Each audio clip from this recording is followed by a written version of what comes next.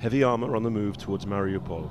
On the day NATO said there were several thousand Russian troops and hundreds of tanks and armored vehicles in Ukraine, this is what we saw heading down the road from the Russian border.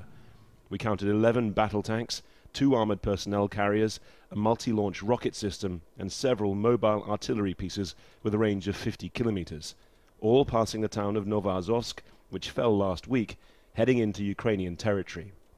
Well, this is the main road from Mariupol towards the Russian border. We've been all the way along it. We were stopped at the first separatist checkpoint by a very professional group of fighters who had 3 main battle tanks at that checkpoint. One of them, giving us instructions, had a wristwatch set to a Russian time zone.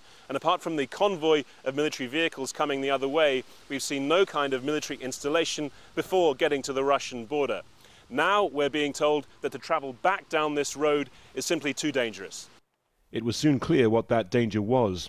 This was the assault on the town of Bezemin, halfway back towards Mariupol. Then the shells were coming down close to Mariupol's main eastern defenses, already looking seriously outgunned. Dmitry Linko's unit, further advanced, had come under direct fire, losing an armored personnel carrier.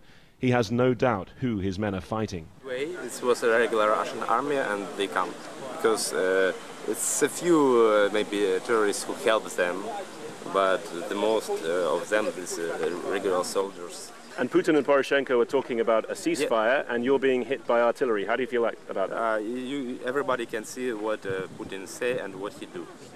I asked another fighter about the extra unseen defenses that a Ukrainian politician had talked of.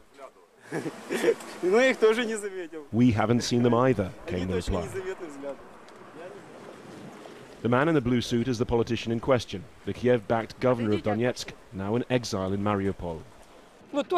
I'm sure that with tanks and machine guns they don't plan to make any peaceful negotiations. Surely they want to seize this territory, but they do not have much chance of success.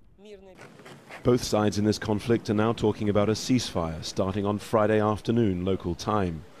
The question is whether by then Mariupol will still be in Ukrainian hands or have succumbed like Novazovsk, where a Ukrainian government poster in the main square already looks like a historical relic, and an earlier Soviet era is twitching back to life.